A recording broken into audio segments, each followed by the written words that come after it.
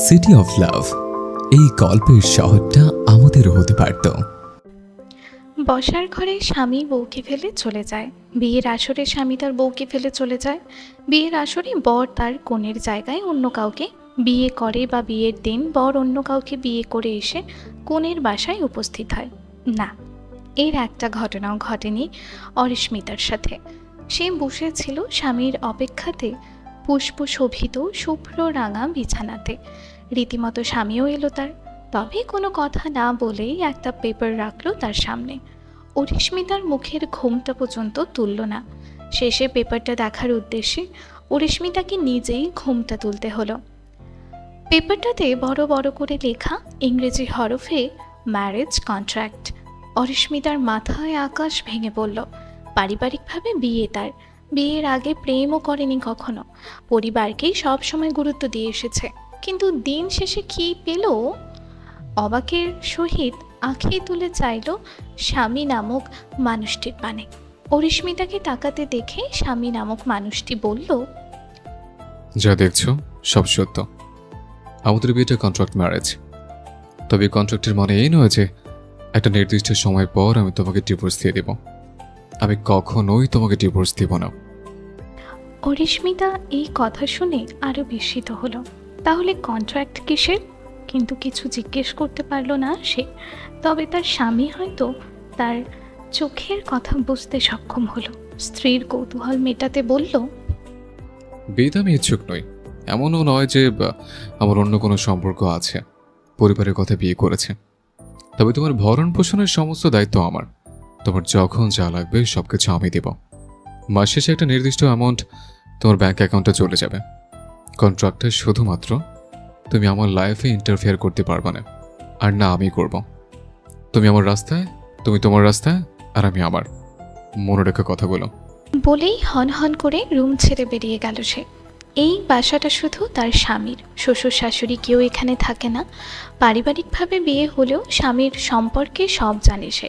তার স্বামীর নাম আহনাফ তাজওয়ার তৃপ্ত, একজন এমপি সে।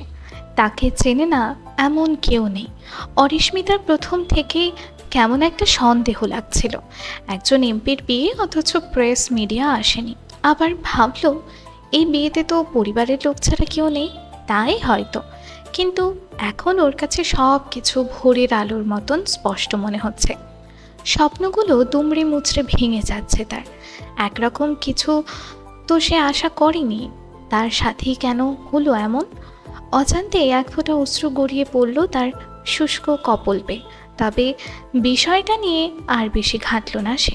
একজন ইন্ডিপেন্ডেন্ট উইমেন সে। সে চাকরি করে, একজন সাংবাদিক। তার থোড়াই ঠেকা পড়েছে ওই অহংকারী পুরুষের। তার ভরণ পোষণের দায়িত্ব নেওয়া লাগবে না তার। গালের অশ্রু মুছে একটা ড্রেস নিয়ে চলল ওয়াশরুমে। ফ্রেশ হয়ে শুয়ে পড়ল সেই বেডে। বাসর রাতটা একাই কেটে গেল তার। ভোরবেলা অনেক সুন্দর, প্রকৃতির এক অপরূপ রূপের দেখা মেলে সেথায়। সূর্যোদয় হওয়ার দৃশ্য সে যেন এক মনোমুগ্ধকর কাহিনী। প্রকৃতির লীলায় সূর্যের রশ্মি ছড়িয়ে পড়ে চতুর্দিকে। তবে এই প্রকৃতির ব্যতিক্রম ঘটে শীতের দিনে। তখন মনে হয় সূর্যি মামারও আলসি লাগে, উঠতে চায় না সে ঘুম থেকে। তবে যখন পাতার শিশিরে বিন্দুর ওপর সোনালি আভা ছড়িয়ে পড়ে, তখন চোখ সরানো দায় হয়ে পড়ে। সেগুলো যেন মুক্তোর দানার ন্যায় চকচক করে। তবে গ্রীষ্ম নয়, শীতের শিশিরে ভেজা ঘাসের উপরে পদচারণ পড়েছিল এক রমণী, আর তাকে মুগ্ধ নয়নে দেখেছিল এক বালক। তবে সেই বয়সটা কি ছিল প্রেমে পড়ার? একদম নয়। 10 বছরের এক বাচ্চা ছেলে কি বোঝে এইসব অনুভূতির? কিন্তু দিন যত গড়ায় তার অনুভূতি তত গাঢ় হয়। অনুভব করতে পারে মায়া ভালোবাসার এক অপরূপ খেলা, যা হয়তো এক প্রেমিক পুরুষের হৃদয় উপলব্ধি করতে পারবে, আর কেউ নয়। ব্যস্ত ভঙ্গিতে ঘুম থেকে উঠল অরিস্মিতা। ইস, কতটা দেরি হয়ে গেল তার। অফিসে যেতে হবে, কিন্তু পরক্ষণেই মনে পড়ল কালকে বিয়ে হয়েছে তার। এর জন্যই আজকে ছুটি নিয়েছে অফিস থেকে। যদিও অফিসের কেউ ওর বিয়ের ব্যাপারে জানে না, এমনকি প্রাণপ্রিয় বান্ধবী নিধিকেও বলেনি। শ্বশুরবাড়িতে প্রথম দিনই দেরি করে উঠল সে। উফ, আবার একটা ভুল করে ফেলল সে। শ্বশুরবাড়ি বাড়ি নয়, তার কন্ট্রাক্টের এমপি স্বামীর বাড়িতে। এই বাড়িতে আদেও আর কোনো মানুষ থাকে কি না জানা নেই তার। এমপি সাহেব একাই থাকে বলে সে জানে। অবশ্য দু একজন সার্ভেন্ট অবশ্যই থাকবে। এমপি সাহেব তো আর রোবট না যে না খেয়ে থাকবে। ফ্রেশ হয়ে নিচের দিকে যাওয়ার জন্য পা বাড়ালো, তবে নতুন বউদের মতো শাড়ি পরে ঘোমটা দিয়ে নয়। এমপি সাহেব বউ হিসেবেই মানে না, আবার শাড়ি পরতে যাবে? অত ঢং করার সময় নেই তার কাছে। ঢিলা ঢালা টি শার্ট আর ট্রাউজার পরে নিচে চলে এলো সে। সিঁড়ি দিয়ে নামার সময় নজরে এলো এমপি সাহেব পেপার দেখছেন। ফুল রেডি সে, সাদা রঙের পাঞ্জাবি পরিহিত, হাতে ব্র্যান্ডের ঘড়ি দেখা যাচ্ছে। একটা সার্ভেন্ট এসে কিছু বলতেই ডাইনিং টেবিলে বসলো সে। হয়তো ব্রেকফাস্ট করবে সে। অরিস্মিতেরও ক্ষুধা লেগেছে। কালকে নিজের বাসা থেকে আসার পর কিছুই খায়নি সে। ক্ষুধার চোটে পেটের ভিতর ইঁদুরগুলো এই দিক থেকে ওই দিক দৌড়াদৌড়ি করছে।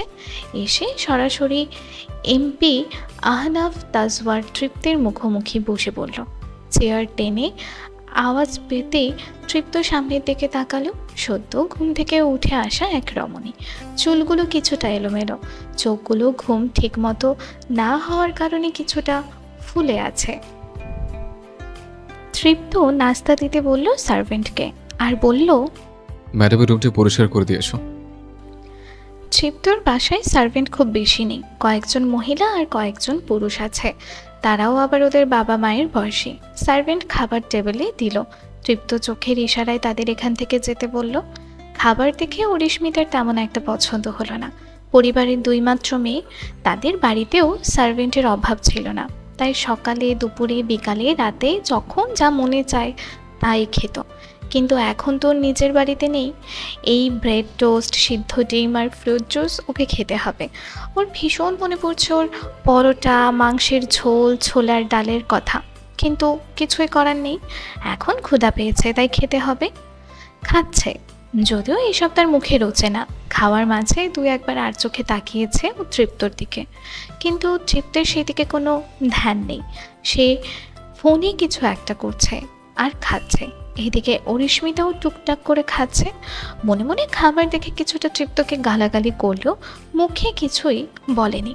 এক পর্যায়ে তৃপ্ত ফোন ডাকলো, দৃষ্টি দিল অরির, মানে অরিস্মিতাকে সংক্ষেপে অরি বলা হবে, এত বড় নাম লিখতে অসুবিধা হয়।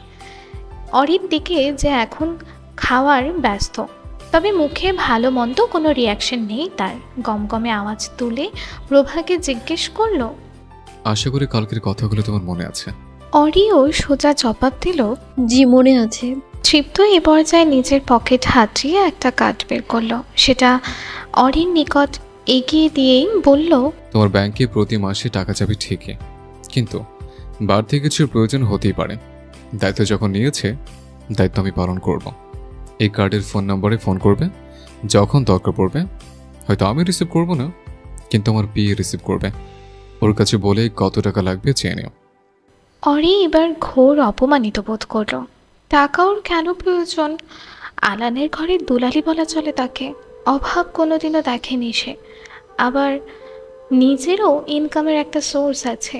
এই অহংকারী পুরুষের থেকে সে টাকা নেবেই বা কেন? অরি কার্ডটা ফিরিয়ে দিয়েই বলল, লাগবে না টাকা, আপনার কাছেই রাখুন। কেন লাগবে না? বাবার কাছ থেকে টাকা নেবে? তখন আমার বদনাম হবে না? তোমার পরিবার তো বলবে এমপি তার সো কল্ড বউকেই খাওয়াতে পারে না, টাকা দিতে পারে না।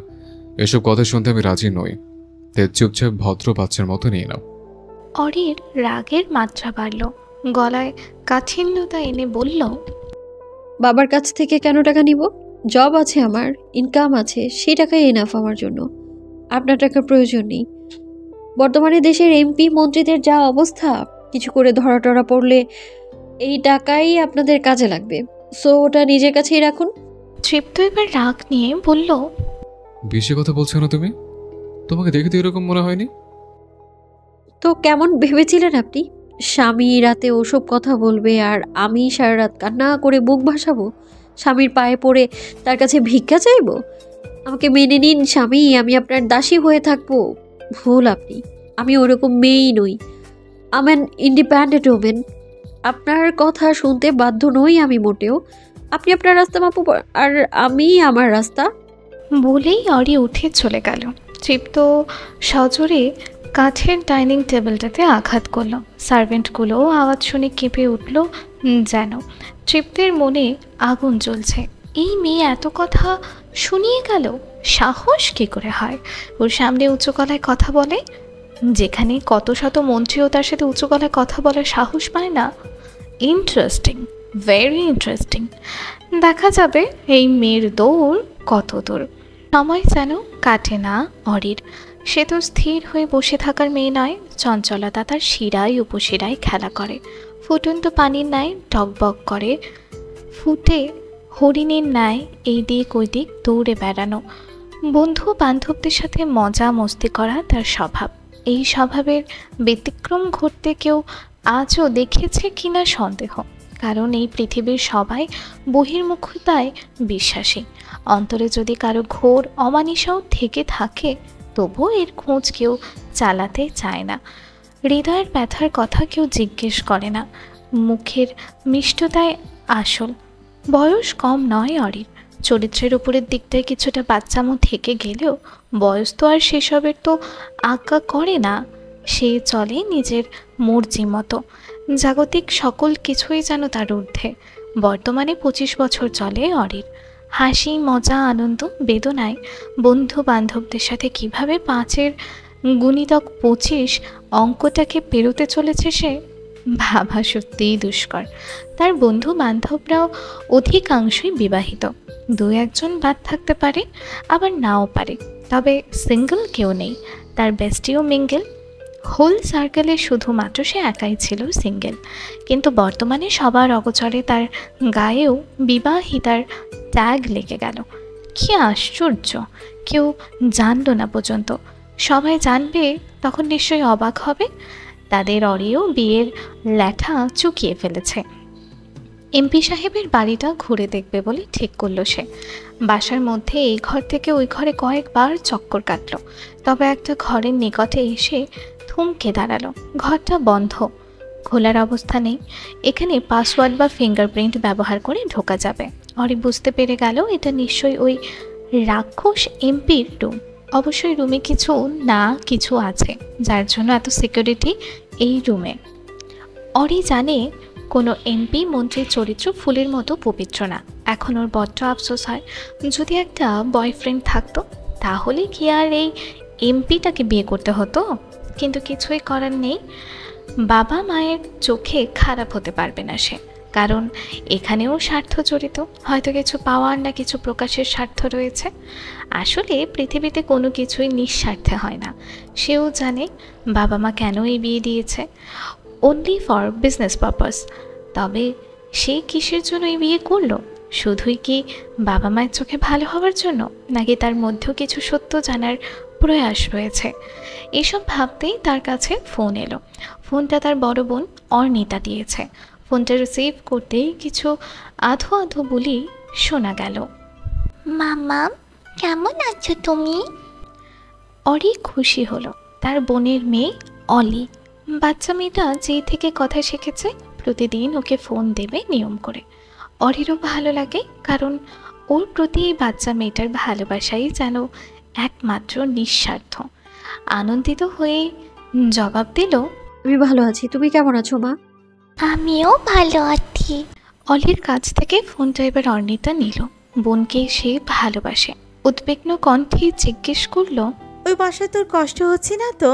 হুট করেই তো তোর বিয়েটা হয়ে গেল। বাংলাদেশে যে কোনো প্রান্তে থাকলেই চলে আসতাম। আর তোর দুলাভাইও বলিহারি, আমাকে আর অলিকে ছাড়া কোথাও যাবে না। যখন তখন এই দেশ থেকে ও দেশ নিজে তো ছুটে, সঙ্গে আমাদেরও ছুটতে হয়। থাক, বাদ দাও না আপু। বিয়েটা এমনিতেও অত বড় করে হয়নি, তেমন কেউ উপস্থিত ছিল না। অর্ণিতা এবার একটা প্রশ্ন করলো, যদিও এটা সে করতে চাইছিল না। হয় ও বাড়ি থেকে কেউ ফোন দিয়েছিল? মানে বাবা বা মা? অরি কিছুটা তাচ্ছিল্য হাসলো, বলল, আমার প্রয়োজন কি ওই বাড়িতে শেষ নয় আপু। তুমি হয়তো ভুলে যাওনি তোমার সাথে কি হয়েছিল। যাই হোক, এতদিনের নাটকের অবসান ঘটলো। একদিন থেকে ভালোই হয়েছে। এত ভালো মানুষই দেখতে দেখতে অস্থির হয়ে যাচ্ছিলাম। যাই হোক, দুলাভাই কই? আমি পাশেই আছি শালিকা। শুভ উপনয়নের শুভেচ্ছা। রাত্রি কেমন কাটলো? অরির ভেতর থেকে আরও একটা দীর্ঘশ্বাস বের হলো। বিয়ের প্রথম রাতেই বরের থেকে যা পেয়েছে এতটাও আশা করেনি সে। মনের কোথাও থেকে শুনতে পেয়েছিল এই এমপিটা ভালো হতে পারে, যদিও শিওর ছিল না সে। তবে খবরও তো অনেকটা সেরকমই ছিল, কিন্তু প্রথম দিনেই মুখোশ উন্মোচন।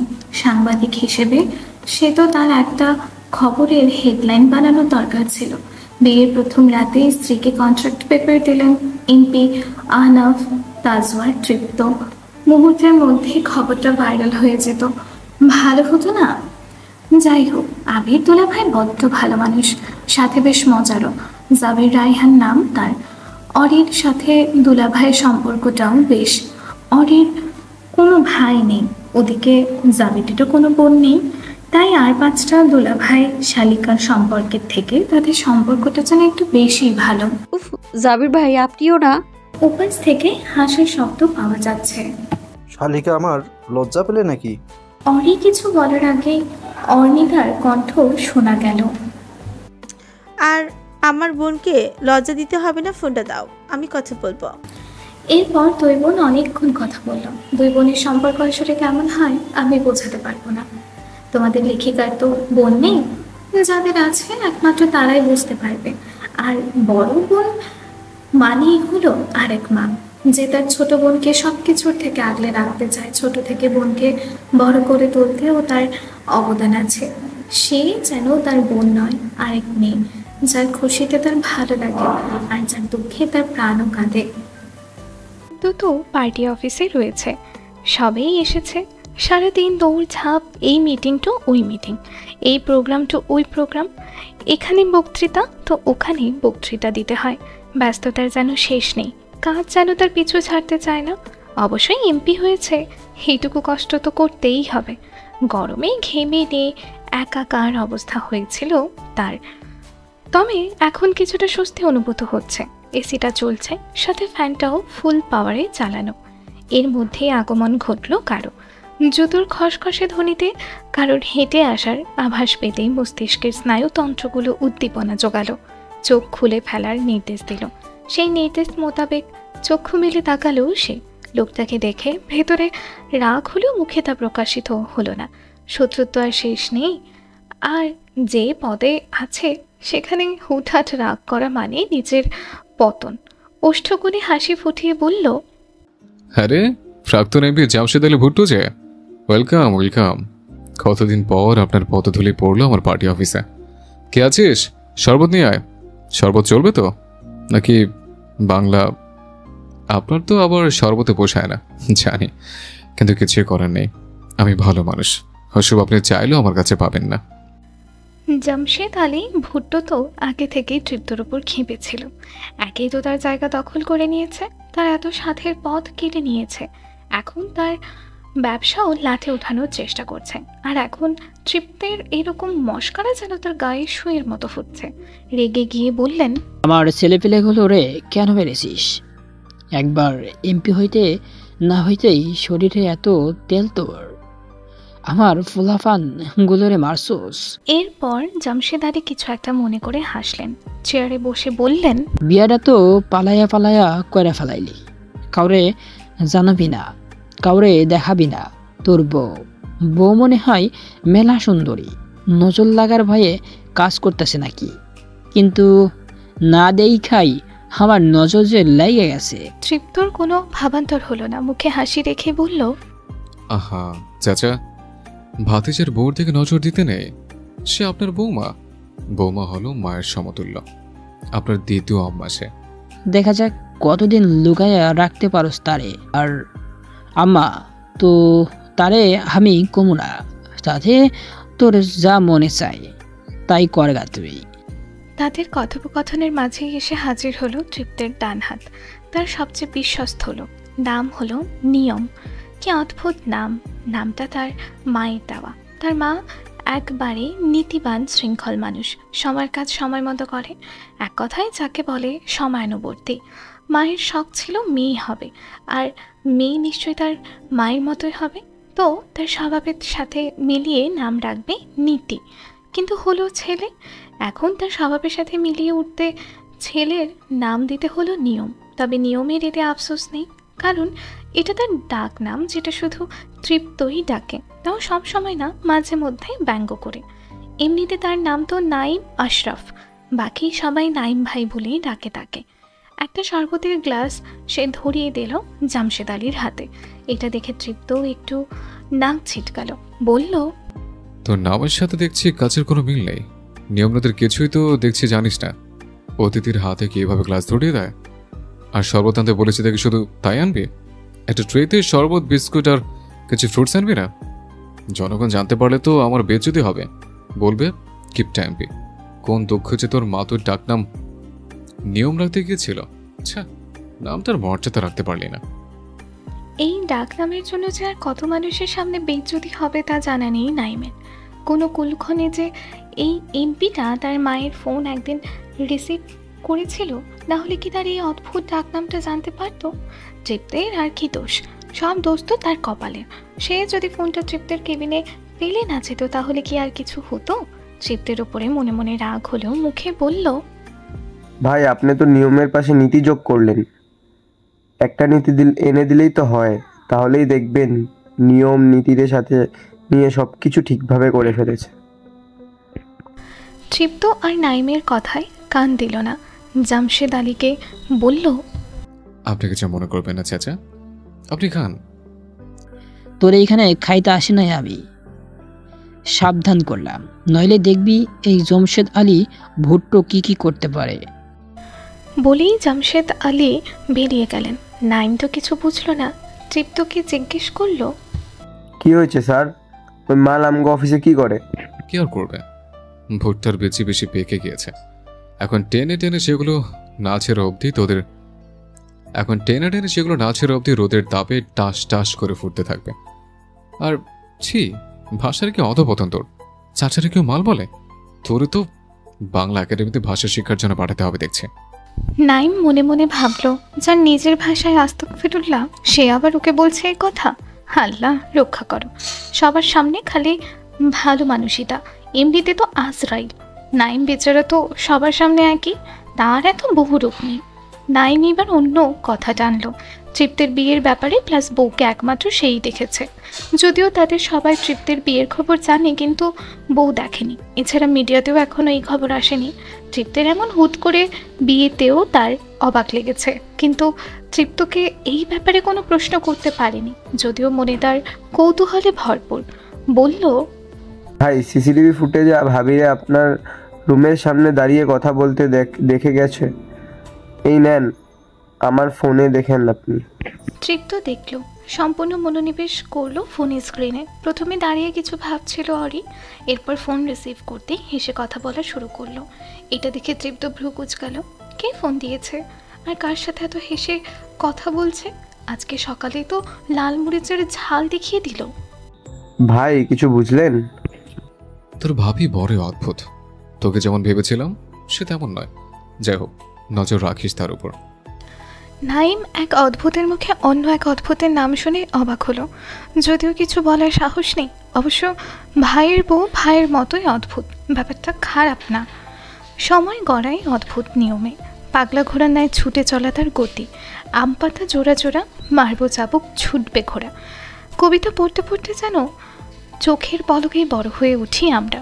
চেনা চিরপরিচিত পিতৃগৃহ হতে এসে স্থান হয় পতি পরমেশ্বরের গৃহ। কবুল শব্দটা উচ্চারণের সাথে সাথেই যেন পাশের সাথে মানুষটি বুঝিয়ে দেয়, তোমার সারা জীবনে সব সুখ দুঃখের ভাগিদার আমিও। কিন্তু সবার ক্ষেত্রে কি তা আদেও হয় না। অরিস্মিতা নামক রমণীটি কি তার জলজান্ত প্রমাণ নয়? ব্যালকনিতে দাঁড়িয়ে চিন্তায় ব্যস্ত অরি। জীবনের কোন প্রান্তে দাঁড়িয়ে আছে সে? বাইরে প্রকৃতি যেন রাতের বেলায়ও হাস্যোজ্জ্বল। কি সুন্দর চাঁদের আলোয় ঝলমল করছে চারিদিক। বোধহয় পূর্ণিমা। মৃদুমন্দ বাতাস ও তার গায়ে এসে লাগছে। শীতল সেই বাতাস মন প্রাণ জুড়িয়ে যাওয়ার মতো। ছাদে একসময় চন্দ্রবিলাস করতে আর হাওয়া খেতে কতই না ভালো লাগতো। কিন্তু বচ্চা এমপি করেছেটা কি? রাতের বেলা ছাদের দরজা বন্ধ, সেখানে যাওয়ার নিষিদ্ধ। ঢং যত্তসব। এমন ক্ষণে গাড়ির হর্নের শব্দ ভেসে আসলো। একটু উকি দিতেই অরি দেখতে পেল এমপি সাহেব এসেছে। রুমের ভেতরে চলে আসলো সে। এই এমপি তাকে অসহ্য লাগে তার। হৃদয়হীন লোক, ফুলের মতো মেয়েটাকে প্রথম রাতে কথার পৃষ্ঠে কষ্ট দিয়েছে। তৃপ্ত এসেই শাওয়ারে ঢুকলো। দিনে 2 বার শাওয়ার লাগে তার, পারলে দুপুরবেলায়ও করতো, কিন্তু সেই সময় বাসায় আসার অবকাশ নেই। পরিপাটি হয়ে নিচে নামলো সে। রাতের খাবার তো খেতে হবে। ঘড়ির কাঁটা 10টার কোঠায়। একটা সার্ভেন্টকে খাবার দিতে বলে ডাইনিং টেবিলে গিয়ে বসলো। ওকে একজন সার্ভেন্ট খাবার বেড়ে দিয়ে বলল, স্যার, ম্যাডাম এর রাতে কিছুই খায়নি। তৃপ্ত বিরক্ত হলো। কি উটকো ঝামেলা! বাইরে এত সমস্যার সমাধান করে এসে বাসায়ও তার রক্ষা নেই। মেয়েটাকে বারবার বলেছে দুইজনের রাস্তাই আলাদা, তাও আবার না খেয়ে তার অ্যাটেনশন পেতে চাইছে। একটু রাগ নিয়ে বলল, তো আমাকে বলছে কেন? খেতে না চাইলে খাবে না? তার এত ঢং ঢঙের সময় আমার কাছে নেই। সার্ভেন্টরা আর কেউ কিছু বলল না। তৃপ্ত খাওয়ায় মন দিল। তখনই সিঁড়ি দিয়ে নামছিল অরি। তার একটু রাত করে খাওয়ার অভ্যাস, কিন্তু তৃপ্তির এমন কথায় কোথাও হয়তো ব্যাপারটা লাগলো ওর। পেটে ক্ষুধা থাকলেও খাওয়ার ইচ্ছেটাই যেন নষ্ট হয়ে গেল তার। যে পথ দিয়ে এসেছিল রাগে দুঃখে, সেই পথ দিয়েই নিজের রুমে চলে গেল। কেউ দেখলো না, হয়তো খোঁজও নেবে না কেউ সে খেয়েছে কিনা। তবে তার এইসব ভাবনার অবসান ঘটিয়ে কিছুক্ষণ পর এক সার্ভেন্টের কণ্ঠ পাওয়া গেল, ম্যাম ডিনার করে যান, কিছুই তো খেলেন না আপনি। তো মন চাচ্ছে ছুটে যেতে, কিন্তু তার তো আত্মসম্মান আছে নাকি। জবাব দিল, ভালো লাগছে না, খাবো না আমি, তুমি যাও। আর কোনো কথা বলার বা শোনার প্রয়োজন মনে করলো না অরি। ওভাবেই ক্ষুধা পেট নিয়ে শুয়ে পড়ল। কাল থেকে অফিসে যাবে সে। অফিসের ক্যান্টিনেই খাওয়া দাওয়া করবে, আর রাতের খাবার বাইরে থেকে দরকার হলে খেয়ে আসবে বা নিয়ে এনে বাসায় খাবে এসে। তবুও ওই বজ্জাত এমপির সাথে খাবে না, এমনকি তার সামনেও যাবে না। সকালে ঠিক তাই করলো অরি। একটু দেরিতে ঘুম থেকে উঠল, এরপর শাওয়ার নিয়ে রেডি হয়ে নিল। অফিসে যাবে সে। যখন এমপি সাহেবের গাড়ির আওয়াজ পেল যে বেরিয়ে যাচ্ছে, তখন সে রুম থেকে বের হলো। সিঁড়ি দিয়ে নিচে নামলো। একজন সার্ভেন্ট অবশ্য বলল ব্রেকফাস্ট করার জন্য, কিন্তু কালকের পর এই বাড়িতে আর খাওয়ার ইচ্ছে নেই। কোনো উত্তর না দিয়ে বেরিয়ে গেল। অফিসে এসে পৌঁছাতে কোনো কথা না বলে নিধি আর আসিফকে টানতে টানতে নিয়ে চলল ক্যান্টিনে। ওরা 3 জন ফ্রেন্ড, একই সাথে পড়ছে, আবার একই সাথে চাকরিও করেছে। ক্যান্টিনে এসে হরেক রকমের খাবার অর্ডার দিল। খাবার আসতে একটু টাইম লাগবে। নিধি ফোন স্ক্রল করছিল, হঠাৎ একটা কিছু দেখে অরির দিকে এগিয়ে দিল, বলল, অরি দেখ না, ওই হ্যান্ডসাম এমপিটা কি সুন্দর বক্তৃতা দিচ্ছে। দেখ, সেখানে ছেলে চেয়ে মেয়ের সংখ্যায় বেশি। কি হ্যান্ডসাম, আয় হায়, मैं तो मर जावा। বলে নিধি বুকে হাত দিল কিছুটা। আসিফ ভ্রু কুচকালো, বলল, লুচি মেয়ে, বয়ফ্রেন্ড থাকতে অনুপুরুষের দিকে নজর দিস। তাসিফ ভাইয়াকে ব্যাপারটা বলতে হচ্ছে। অরি একটু ভেঙচি কেটে বলল, হ্যান্ডসাম না ছাই, মনটা বিষে ভর্তি, উপরেই ভালো মানুষই, ভেতরে কূটনীতিতে ভরা। এভাবে বলিস না মেরি মা, এই এমপির ক্ষমতা তুই জানিস না। তুই যে এভাবে বললি, তার কানে গেলে জাহান্নাম দেখিয়ে আনবে তোকে। আসিফ একটু অবাক হলো। এর আগে কখনো সে অরিকে কোনো এমপি বা মন্ত্রীর ব্যাপারে কোনো মন্তব্য করতে দেখেনি। তাই বলল, তুই হঠাৎ কোনো এমপির কথায় নাক গলালি, ব্যাপারটা কি? অরি জানে এই দুজনের কাছ থেকে সে কিছুই আড়াল করতে পারবে না, আর সে চায়ও না তা। তাই বলল, সব বলবো, খাবার এসে গেছে, খেতে দে আমায়। কালকে রাত থেকে খাইনি আমি। পেটের ইঁদুরগুলোকে খেতে না দিলে আমার নাড়ি ভুঁড়ি তারা খেয়ে ফেলবে। দুজন আর কিছুই বলল না। অরির খাওয়া দেখতে ব্যস্ত তারা। এই মেয়ে যেন রাক্ষসী হয়ে গেছে, একটার পর একটা গিলেই যাচ্ছে, এমনভাবে খাচ্ছে যেন তার খাবার আস্তে খেলে কেউ কেড়ে নিয়ে যাবে। আসিফ মাছি তাড়ানোর মতো হাত দুটো নাড়িয়ে বলল, আস্তে খাবইন, তোর খাবার কেউ নিয়ে যাচ্ছে না। কত খাবার অর্ডার করেছিস তুই? পরোটা, চিকেন, স্যান্ডউইচ, জুস, আবার পেস্ট্রি। শুকনা একটা মেয়ে, এত খাবার কোন পেটে রাখিস তুই? অরি খাবার মুখে থাকা অবস্থাতেই বলল, বললাম না রাতে কিছু খাইনি। খাবার খাওয়া শেষ হলো অরির। স্বস্তির ঠেকুর তুলল সে।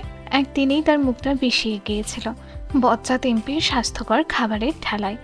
সকালে পাউরুটি, দুপুরে ভাত, তাও আবার ভেজিটেবল, আর চিকেন, তাও আবার স্বাস্থ্যকর পদ্ধতিতে রান্না।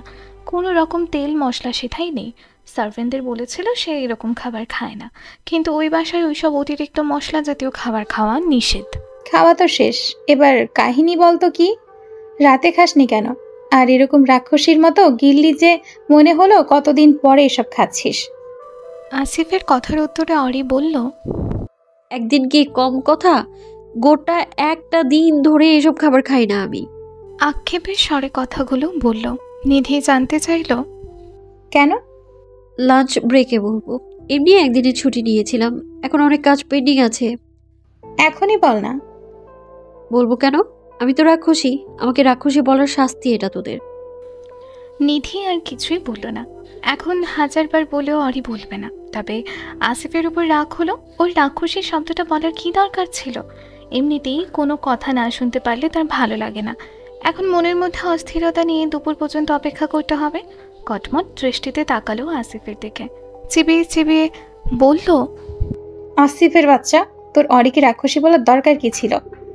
আমার শান্তি কেড়ে নিলি, এখন দুপুর পর্যন্ত অপেক্ষায় থাকতে হবে। আসিফ অসহায় দৃষ্টিতে চাইলে। সে জানলে নিজেও বলতো না, বেচারা না বুঝে বলে ফেলেছে। গ্রীষ্মের কাঠ ফাটা গরম, জনজীবন অতিষ্ঠ। গাছপালাগুলো অপেক্ষায় আছে প্রবল বর্ষণের ছোঁয়া পাওয়ার আনন্দের। ঘর্মক্লান্ত মানুষগুলোর তবু ব্যস্ততার অবকাশ নেই। সূর্যি মামাকে বুড়ো আঙুল দেখিয়ে ছুটে বেড়াচ্ছে তারা। স্কুল পড়ুয়া কিশোর কিশোরী ক্লাস শেষে বাসায় ফিরছে। ফুটপাতে অবস্থানরত মানুষগুলো তো দিব্যি রোদের মধ্যে দিনানিপাত করছে। সবচেয়ে বিরক্তিকর যে বিষয়টা, যানবাহনের বিকট শব্দ। যানবাহনগুলোর কর্কশ ধ্বনিতে মাইগ্রেনের উদ্রেক ঘটে। এই ব্যথা বয়ে চলতে হয় সারাটি দিন। যদি পৃথিবীর প্রতিটা যানবাহনে সাইলেন্সার লাগিয়ে দিতে পারতাম। সবই অলীক কল্পনা। আমাদের এদিকে প্রচলিত একটা কথা আছে, সকালে খেতে হয় রাজার মতো, মানে বেশি বেশি, দুপুরে তার তুলনায় কিছুটা কম, আর রাতের বেলা সকালের সিকি পরিমাণ। কিন্তু আমরা বাঙালি জাতি স্বভাবতই উল্টো। হয়তো আমাদের সকালের কোনো এক পূর্বপুরুষ উল্টো লগ্নে জন্মেছিল, তার রেশ ধরেই জিনিসগুলো আমাদের দেহেও স্থানান্তরিত হয়েছে। সকালে আমরা খাই কম, আর দুপুরে পারলে সব পেটে ঢুকাই। সে এমন ঢোকান একটা চিনির দানা পর্যন্ত রাখার জায়গা নেই।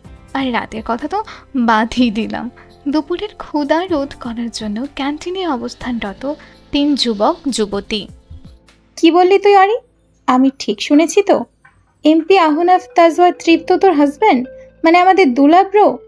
ও মা, I can believe it. Ori মাথা নাড়ালো, যার মানে হ্যাঁ। তাসিফ ও অবাক হয়। কিছুক্ষণ থম মেরে বসে রইল সে। এবারে সে বুঝতারের মতো করে বলল, ও তাই বলি, তখন নিধির কথায় জ্বললো কেন? সারা জীবন সিঙ্গেল থাকা মেয়েটার বিয়ে হয়েছে, এখন অন্য কেউ যদি তার জামাইরে তার সামনেই হ্যান্ডসাম বলে, তাহলে তো তার গা জ্বলবেই। হ্যান্ডসাম না ছাই, শালা বজ্জাতে হাড্ডি। এভাবে বলিস কেন? তোর বিয়েতে দাওয়াত দিলি না আমাদের? আমরা না বেস্ট ফ্রেন্ড? যাই হোক, দোলাব্রো আমাদের এমপি, আহা কত সুবিধা পাবো আমরা। সে গুড়ে বালি, সেটি আর হচ্ছে না। সে আমাকে বউ হিসেবে মানে না। কেন তোরে না মানার কারণ? 1 মিনিট, এমপি সাহেবের সব ঠিক আছে তো? তুই তো মাশাআল্লাহ দেখতে খারাপ না। এমপির আবার গার্লফ্রেন্ড নেই তো? আরে না, সেরকম না ব্যাপারটা। তাহলে? এরপর অরি বিয়ের ঘটনা থেকে সব খুলে বলল। কিভাবে সে বিয়ের কন্ট্রাক্ট দিয়েছে, কেমন আচরণ করে তার সঙ্গে, সব খুলে বলল। নিধির এবার সত্যিই রাগ হলো। সত্যি এমপিটা দেখি বজ্জাত। সব শুনে আসিফ বলল, মেঘঘটিত কোনো কেস নেই, তবে আবার তোদের বিয়ের খবরও এখন অবধি মিডিয়াতে আসলো না। আমি নির্ঘাত শিওর এই এমপির কিছু না কিছু প্রবলেম আছেই। থাক, তুই গিয়ে বুঝিয়ে বলিস তারে। আমি তো তার শালা, তার সব সমস্যার সমাধানের জন্য আমি আছি। আমরা ডিসকাস করে না হয় তার সমস্যার সমাধানের চেষ্টা করব।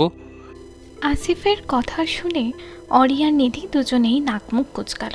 নিধি বিরক্তিকর স্বরে বলল, আজে বকিস না তো। এমপির মধ্যে তো কিছু গড়বড় অবশ্যই আছে, কিন্তু আশ্চর্যের বিষয়, এই এমপির নামে এখনও কোনো মেয়ে ঘটিত বাজে রিপোর্ট নেই। আমরা যে মিডিয়াতে কাজ করি, কোনো দিন কিছু কি শুনেছি তার নামে? কি কিছু শুনেছি? বরং ভয়ে কেউ তার সাথে কথাই বলে না। আবার দরিদ্র জনগণের সে প্রিয় পাত্র, সাহায্য করার ব্যাপারে তার সুখ্যাতিও আছে। তবে অপরাধীদের শাস্তি সে দেয়, আর তখনই তার মুখে এক অদ্ভুত কাঠিন্যতা ও হিংস্রতা দেখা গিয়েছে। এছাড়া মিডিয়ার ইন্টারভিউতেও সে নরম কোমল রূপে পরিচয় দিয়েছে। কিন্তু অরির কথাই তো লাগছে দুলাব্র অসুবিধের মানুষ না। যাই হোক, এমপি দুলাব্রয়ের রহস্যের সমাধান এবার আমরা করব, আর অরির পেছনে ঘুরিয়েও ছাড়ব। আমার বেস্টিকে কন্ট্রাক্ট পেপার দেয়। গাইস, হাত মেলাও। এবারের মিশন এমপি আহনাফ তাজওয়াদ তৃপ্ত, কিন্তু অরি কিভাবে কি শুরু করব? Have you any idea? Of course, এই বিষয়ে আমাদের মেইন গুটি হলো আসিফ। আসিফ অবাক। ও মেন গুটি মানে? এমপির ব্যাপারে সে জানে, সে হলো গরিবের বন্ধু এবং খারাপের ক্রাশ। এই মিশনে ও না আবার অক্কা পেয়ে যায়। কয়েকটা শুকনো ঢোক গিলল, বলল, কি বলতে চাইছিস তোরা? আমি কিছু পারবো না। তা বলে তো হবে না, ফোন বের কর তোর। অরির কথায় ফোন বের করলো আসিফ। না জানি তার ফোন দিয়ে আবার কি করবে। অরি আসিফের ফোনের ব্যাক সাইড খুলে ফেলল। এবার নিজের হ্যান্ড পার্স থেকে একটা ছোট সিম কার্ড বের করলো। এই সিম কার্ডটা আসিফের ফোনে দ্বিতীয় সিম কার্ড হিসেবে লাগিয়ে দিয়ে বলল, নে এবার ফোন দে এমপিকে। আসিফ চোখ বড় বড় করে চাইল। ফোন দেবে এমপিকে সে? ফোন দিয়ে কি বলবে? তার বউ তাকে দিয়ে ফোন করিয়েছে? ও অবাক কণ্ঠেই বলল, ফোন দেবো কেন? ফোন দিয়ে কি বলবো? আর এমপির নাম্বার আমার কাছে নেই। অরি এবার নিজের ফোন ঘেটে এমপির নাম্বারটা বের করলো। বিয়ের আগের দিন মা তাকে নাম্বারটা দিয়েছিল। ও আসিফের ফোনে নাম্বারটা উঠালো, আর আসিফ কি কি বলবে সব বুঝিয়ে বলল। সব শুনে আসিফ মনে মনে ভাবল, এই মেয়ের মাথায় এত প্যাঁচ আসলো কোথা থেকে? এমপি এসব জানলে তো গর্দান নেবে। ও বলল, অন্য প্ল্যান করলে না হয়, এমপি জানলে তোর ধর থেকে মুন্ডুটা আলাদা করে দেবে। তুই যদি তাড়াতাড়ি কাজটা না করিস তাহলে তোর ধর থেকে মুন্ড আমি আলাদা করবো। শালা, ফোন লাগা তাড়াতাড়ি। আসিফের মুখে রাজ্যের অসহায়ত্ব, চোখে ভয় ছাপ নির্দ্বিধায় ফুটে উঠেছে। তবে তার সম্মুখপানে অবস্থানরত পাষাণী দুই রমণী তার মুখমণ্ডলের দিকে চেয়ে আছে। কিছু জানার প্রত্যাশা, আগ্রহ তাদের চোখে মুখে বিদ্যমান। চাতক পাখির ন্যায় অধীর আগ্রহে বসে আছে দুইজন। কখন এমপি সাহেব ফোন রিসিভ করবে? কিন্তু দুইজনের আশায় জল ঢেলে প্রথমবার ফোন কেউ রিসিভ করলো না। হতাশ, চরম হতাশ হলো দুই নারী। তবে মনে কিছুটা আনন্দের জোয়ার বয়ে গেল অবলা যুবকটির, কিন্তু চোখে মুখে তা ধরা দিল না, কারণ বিপদ সামনে আসন্ন। একবার ফোন কলে ক্ষান্ত হবেন না দুই নারী, তাকে দিয়ে আবারও ফোন করাবে। হলো যেন তাই। আসিফের দ্বিতীয়বার ফোন দেওয়ার চেষ্টা করার পূর্বে অরি বলল, বি কেয়ারফুল আসিফ। চোখ মুখ অমন করে রেখেছিস কেন? চোখ মুখের এমন দশা তোর কণ্ঠস্বরের উপরেও কতটা ইফেক্ট ফেলবে সেটা জানিস? Have you any idea? জানি তো, কিন্তু কি করব? যেখানে গুন্ডা মস্তানরা এমপি আহনাফ তাজওয়ার তৃপ্তের নাম শুনলেই এক করে দেয়, সেখানে আমি তো একটা ছোট্টখাটো রিপোর্টার, ভদ্র সভ্য ইনোসেন্ট একটা ছেলে। আমার উপরে তোদের মায়া দয়া নেই বুঝলাম, কিন্তু অনুগ্রহ করে আমার হবু বউটার উপর এইটুকু দয়া করতে পারিস তোরা। বেচারা অকালেই না আবার স্বামী হারা হয়। আজে বাজে কথা বন্ধ কর। Just imagine you are the villain. নায়কের সাথে তোর হাড্ডাহাড্ডি লড়াই, নায়ককে ফোন করে হুমকি দিতে হবে। Imagine it please. আসিফ শুনল অরির কথা। তাছাড়া তো ওর নিস্তার নেই। এখন ঠিকঠাক অভিনয় না করতে পারলে অরি ছাড় দেবে না। আর তৃপ্ত কী করে সেটা তো পরে দেখা যাবে। ওকে ধরে ফেলে না হয় পা ধরে মাপ চেয়ে নেবে, বলবে সব আপনার বউয়ের কথাই করেছে, হ্যাঁ আমাকে দিয়ে করিয়ে ছেড়েছে, নিজের ইচ্ছায় কিচ্ছু করিনি। নিজেকে কিছুটা ধাতস্থ করলো আসিফ। অরির কথা মতো কিছুটা সিনেমার দৃশ্য ইম্যাজিন করলো। ভিলেনের সিনটুকু মনে করে ভিলেনকে অনুকরণ করে হাসি দিল এক। হাসিটা প্রকৃত শয়তানি, যেমনটা সচরাচর খলনায়কগুলোই দিয়ে থাকে। আসিফের এই ফর্মে ফিরে আসা দেখে চোখ চিকচিক করে উঠল নিধি আর অরির। অরি বলল, well done, perfect, now you look like a villain. Phone দে এবার। আমার মন বলছে এবার ওই এমপি না হলে ওর কোনো চামচা ফোন রিসিভ করবেই করবে, আর রিসিভ করার সাথে সাথে স্পিকারে দিবি, আন্ডারস্ট্যান্ড? আসিফ ঘাড় কাত করলো, মুখভঙ্গি আগের মতো রেখে ফোন দিল। ফোন রিং হয়েই যাচ্ছে। সে তো মনে হচ্ছে চাইছে কেউ ফোন রিসিভ না করুক, কিন্তু সৃষ্টিকর্তা হয়তো সেটা চায় না। ওপাশ থেকে কর্কশ কণ্ঠের আওয়াজ শোনা গেল, ফোন রিসিভ করার সাথে সাথে যেহেতু আসিফ লাউডে দিয়েছিল তাই নিধি আর অরিও শুনতে পেল। অরি আসিফকে চোখ দিয়ে ইশারা করে বলল, এটা এমপি সাহেব না।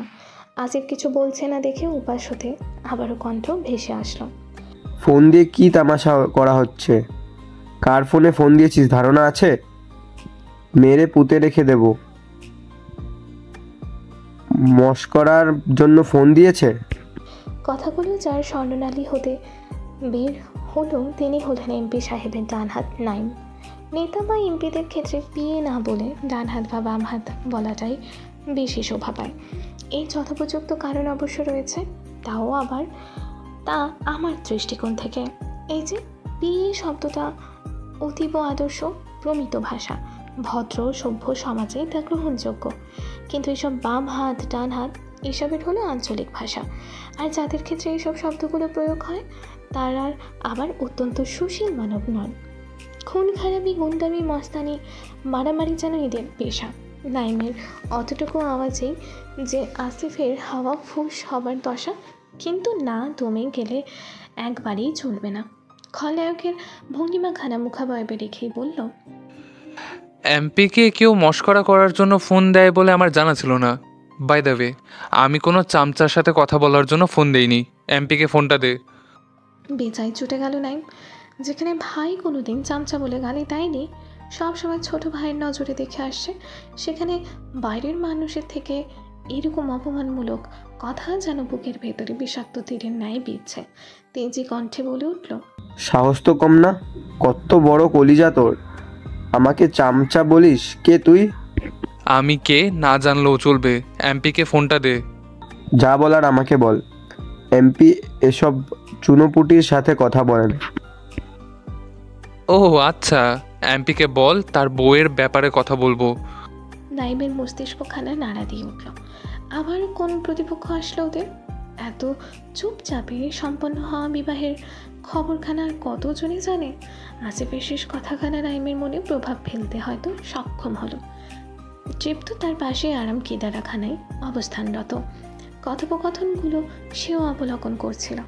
এরকম ফোন কল পেয়ে অবাক হয়নি কিছুটা। শত্রু তো আর শেষ নেই, তাদের মধ্যে হয়তো কেউ কোনো হুমকি আবার কেউ হুঁশিয়ারি বার্তা দেওয়ার জন্য ফোন দিয়েছে। কিন্তু বউ শব্দটা কর্ণগহরে পৌঁছাবার মাত্রে কথোপকথনের ধারা বদল হলো, সেথায় যুক্ত হলো ভিন্ন মাত্রা। প্রকৃতি কাবু হয় কিছুটা ঝড়ের তাণ্ডবে, তবে ঝোড়ো হাওয়া ঝড়ের সেই তাণ্ডব লীলা দেখে মনের কোণে থেকে ভাবনার উদ্রেক হয়। হে যেন প্রকৃতির আনন্দ ও তার খেলা, তার ছুটে চলা, তার ভালো লাগার বহিঃপ্রকাশ, যার লেশ থাকতে পরে কয়েক মিনিট হতে কয়েক ঘন্টা। তেমনি আসিফের কথাই অবাক হলো দুই মানব। তৃপ্ত হয়তো বুঝতে পারল জটিল কেস।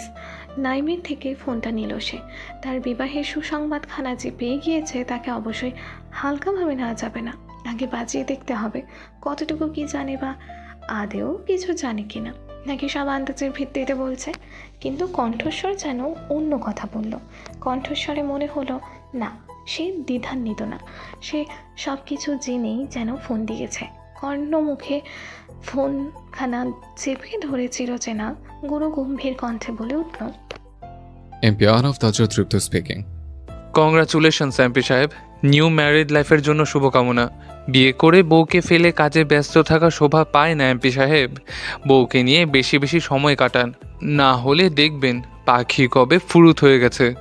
তৃপ্ত বুঝলো আটসাট বেঁধেই নেমেছে লোকটা, কিন্তু কার এত বুকের পাটা হলো? ওর সাথে এভাবে কথা বলছে, আবার নতুন কার আগমন ঘটলো? সে কি জীবনে একটু শান্তি পাবে না? এত নতুন নতুন পাগলের আমদানি ঘটে কই থেকে? কণ্ঠে গাম্ভীর্যতা ধরে রেখেই বলল, কে আপনি? কে কথা বলছেন? আমি কে সেটা না জানলেও চলবে, তবে আমি আপনার একজন শুভাকাঙ্ক্ষী বলছি। আগে আমার প্রশ্নের জবাব দেন।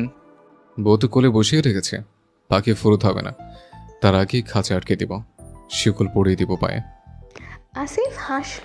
এমপি তাকে জাজ করতে চাইছে? তারা তো আটঘাট বেঁধেই নেমেছে। এমপিকে টেক্কা দেবে, সব প্ল্যান করাই আছে।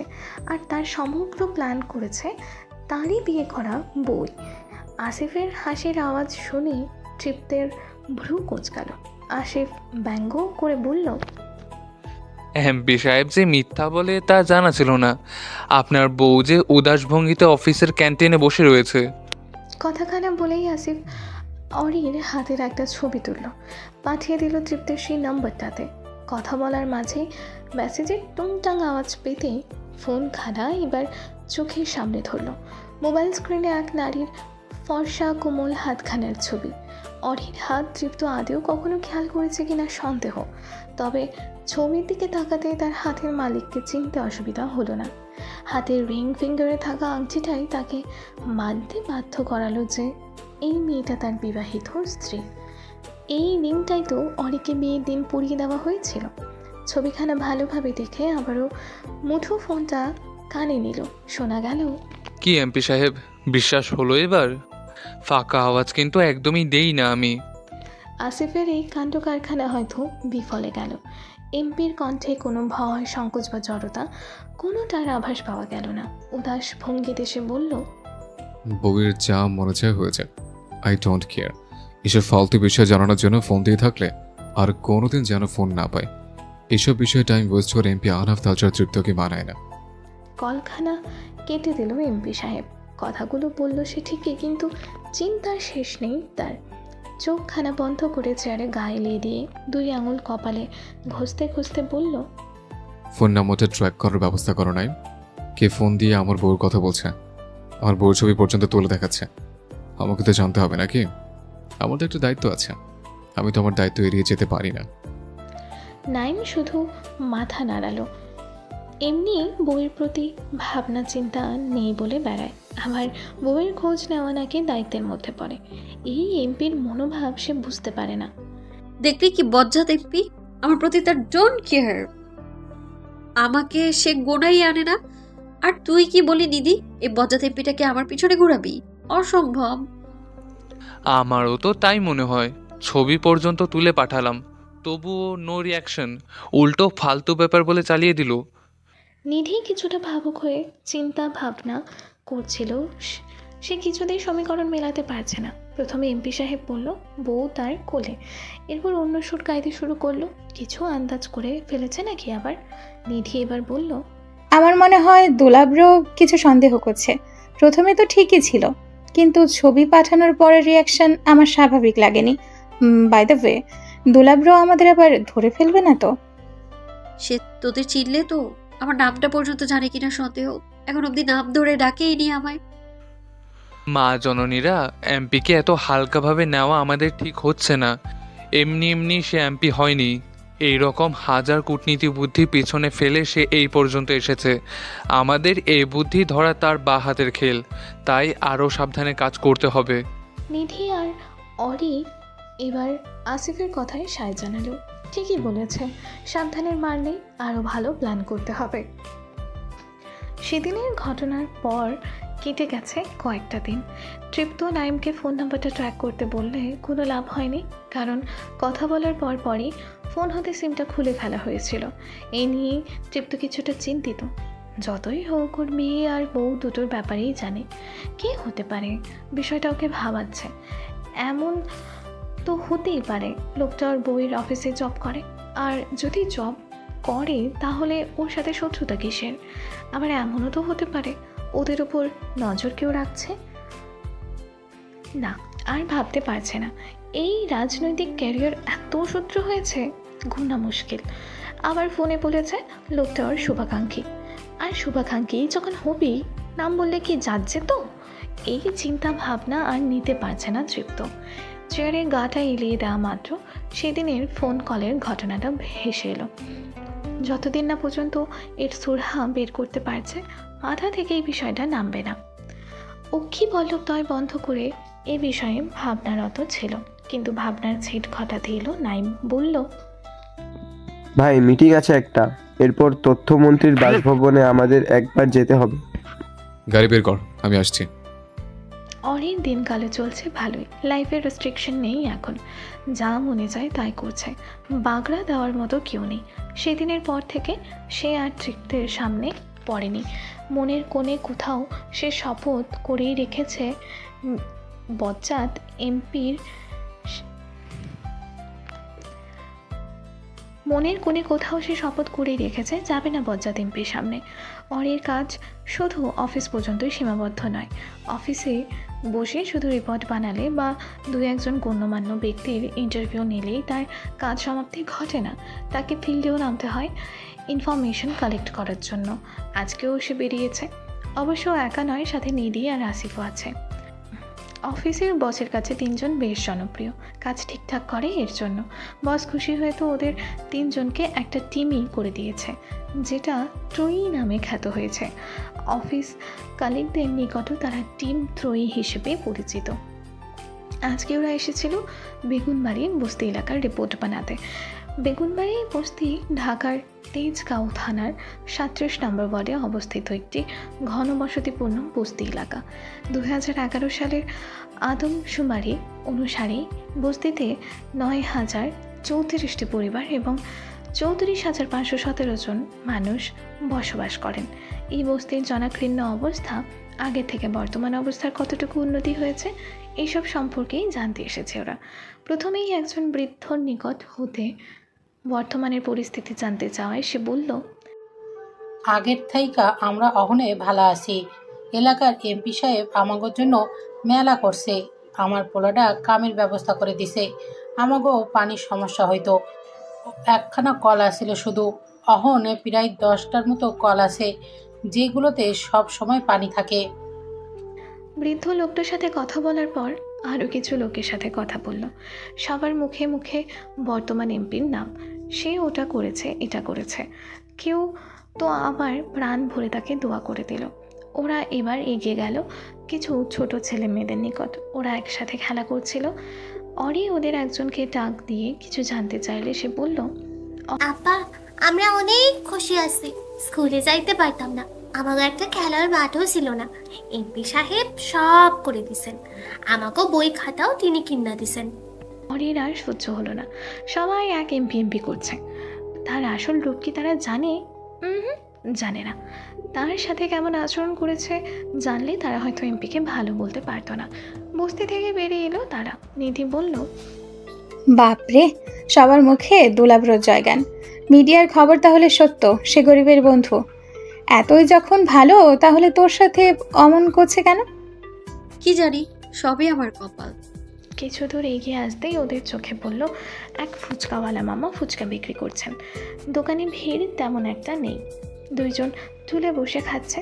ওদের দেখে হয়তো আসিফের খেতে মন চাইল। বলল, চল ফুচকা খাই। তুই কি মেয়ে নাকি? যেখানে আমি আর অরি এখনো বললাম না ফুচকা খাওয়ার কথা, তার আগেই তুই বলে দিলি। ফুচকার গায়ে কি লেখা আছে ওটা মেয়েদের সম্পত্তি, ছেলেদের খাওয়া নিষেধ?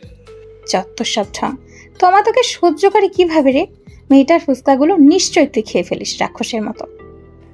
অরি এবার মুখ খুলল, না হলে এরা ঝগড়া করতে করতে কোন দিক দিয়ে 2 ঘন্টা কেটে যাবে বোঝাই যাবে না। বলল, থাম তোরা দুজন, আমারও ফুচকা খেতে মন চাইছে। কতদিন খাই না, চল না দুজন, আজকে ট্রিট দিব আমি। অবশ্যই তুই দিবি, বিয়ের খাওয়ান এখনো খাওয়াস নাই। শালি কিপটা, জামাইয়ের টাকা বাঁচানোর ধান্দা। আর জামাইয়ের টাকা? তার টাকা বয়কট করছি। আগে তার অহংকারটা ধ্বংস করি, তারপর দেখা যাবে। টুকটাক কথা বলতে বলতে তারা এগিয়ে গেল রাস্তার ধারের ফুচকার দোকানটার নিকট। 3 প্লেট ফুচকা অর্ডার করলো। ফুচকা বানাতে টাইম লাগবে। ওরা 3টা টুলে বসে কথা বলতে থাকলো। যদিও সময়টা গ্রীষ্মকাল, রৌদ্রতাপে জনজীবন দুর্বিষহ। নদী, নালা, খাল, বিল খানিকটা শুকিয়ে গিয়েছে। ধরাধামের মৃত্তিকাও কিছুটা ফেটে চলছে। তবে বিজ্ঞানীর ভাষায় সূর্যালোকের গুরুত্ব সীমাহীন। সূর্যের প্রভাবে উদ্ভিদগণ খাদ্য প্রস্তুত করছে, বৃদ্ধি পাচ্ছে। আর আমরা মানুষগণ স্বার্থের খাতিরে সেই জীবনদায়ী উদ্ভিদকেই খাচ্ছি।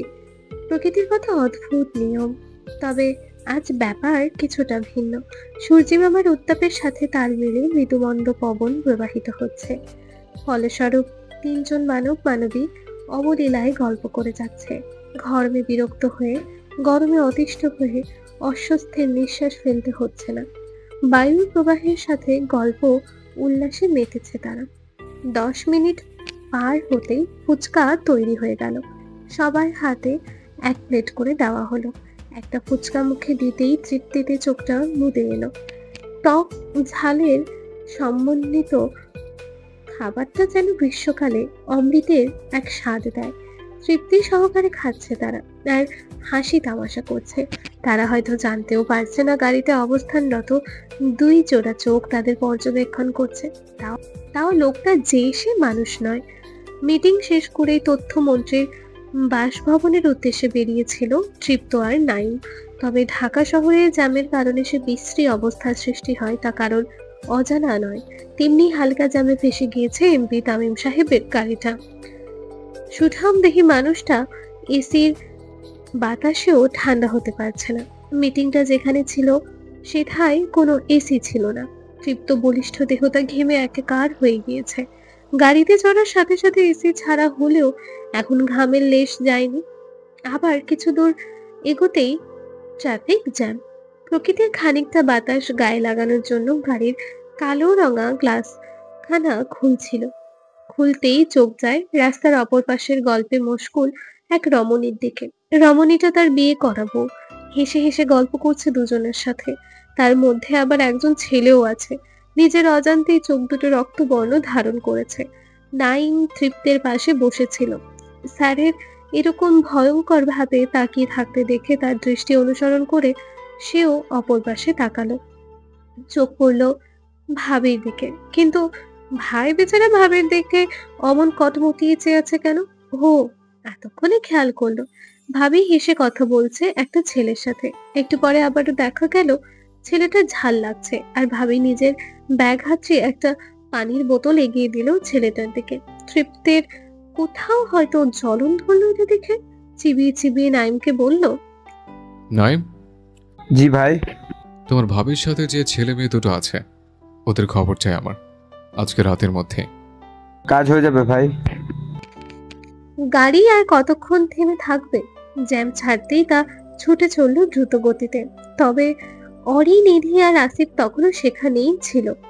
গাড়ি ছাড়ার পরও তৃপ্ত লাল লাল চোখ করে তার দিকে তাকিয়েছিল। গাড়ি কিছুটা দূর এগোতেই গ্লাস দুটো আবারও লাগিয়ে সিটের মাথাটা এলিয়ে দিল। চোখ বন্ধ করে ডান হাতটা কপাল বরাবর রাখলো। নাইম বুঝলো না ব্যাপারটা, আর বউয়ের প্রতি ডোন্ট কেয়ার ওয়ালা ভাই বউকে অন্য ছেলের সাথে হাসতে দেখে জেলে চলে নাকি? এও সম্ভব? কত টাকা চাই এমপি সাহেব? আপনার দাবি আমি পূরণ করব। এই প্রজেক্ট আপনি ছেড়ে দেন। আফটার অল এত সৎ এমপির নামে কোনো কুৎসা রোডুক আমি চাই না। ব্যাপারটা আমাদের মধ্যে মিটমাট হোক। আকরাম তাজরের ছেলে এমপি আহনাফ তাজর তৃপ্তকে টাকার গরম দেখাচ্ছেন। টাকার গরম দেখাচ্ছেন তথ্যমন্ত্রী জুনাদ আহমেদ পলক। আমার ব্যাপারে আপনার আরও স্টাডি করা দরকার ছিল, না হলে আমাকে টাকার গরম দেখানোর সাহস পেতেন না। আর প্রজেক্টটা আমি সম্পন্ন করব। আপনার বাপের সাধ্য থাকলে আটকিয়ে দেখান। তথ্যমন্ত্রী রেগে গেল, ক্রোধে দিশেহারা হলো। একটা মন্ত্রীর সাথে এমন ভাবে কিভাবে কথা বলতে পারে একজন এমপি? তার কথার গুরুত্ব নেই? ক্রোধান্বিত হয়েই বলল, সামান্য এমপি হয়ে একজন মন্ত্রীর সাথে কিভাবে কথা বলছিস তুই? প্রাণের মায়া নেই? তোর দাবি দেওয়া তো আমি জানতে চেয়েছি, আর তুই আমাকে রিজেক্ট করছিস। তৃপ্তের হেলদোল হলো না, আর না ভয় পেল তথ্যমন্ত্রীর কথায়। শুধু বলল, এই সামান্য এমপির ক্ষমতা সম্পর্কে আপনার হয়তো ধারণা নেই। নতুন দেখে আপনাকে আজকের মতো ছেড়ে দিলাম, নাহলে আমার সাথে এইভাবে কথা বলার শাস্তি আপনাকে বুঝিয়ে দিতাম। 2 দিন ধরে মন্ত্রী এত তেজ, আপনার বিয়ে থেকে আমার ব্যাপারে আগে থেকে সবকিছু জেনে নেবেন।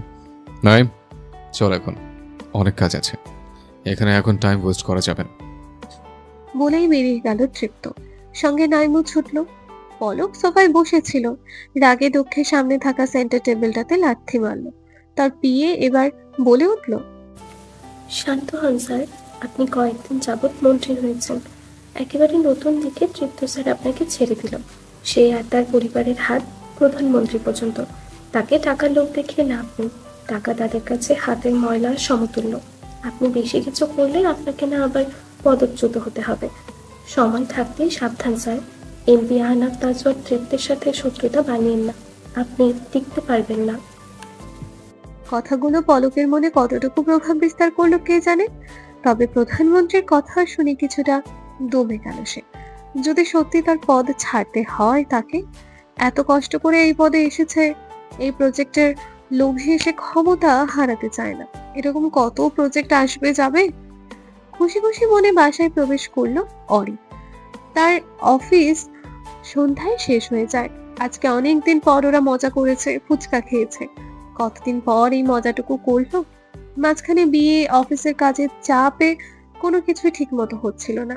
তবে আজকে একটু আনন্দে মন চাঙ্গা হয়ে গিয়েছে। তবে সিঁড়ি বেয়ে নিজের রুমে পৌঁছানোর পূর্বে অযাচিত এক বাক্য শুনে বিরক্ত হলো। একজন সার্ভেন্ট তাকে বলল, ম্যাম, স্যার আজকে আপনাকে ডিনারে উপস্থিত থাকতে বলেছেন। কেন? জানি না ম্যাম। অরি বিরক্ত হলো। এমনিতেই বজ্জাত এমপিটার সামনে পড়তে চাইছিল না সে, এখন আবার ঘটা করে তাকে ডিনার করতে বলা হচ্ছে। কি বলবে কে জানে। এই 1 মিনিট, কোনো কিছু আন্দাজ করতে পারেনি তো আবার। এই কথা ভেবেই ভয়ে গলা শুকিয়ে আসলো অরি। কিছু যদি জানতে পারে তাহলে কি অবস্থা হবে তার। একদম গুলি করে কি খুলি উড়িয়ে দেবে, জানা নেই অরে। যা হবে দেখা যাবে। এই যে শুনছো মাই প্রিয় শ্রোতা বন্ধুরা, তোমরা শুনছো সিটি অফ লাভ প্রেরিত প্রেমে সিক্ত গল্প। আর আমাদের সাথে পথ চলতে do like, comments and share. আর সাবস্ক্রাইব করতে কিন্তু একদম ভুলবে না। টাটা।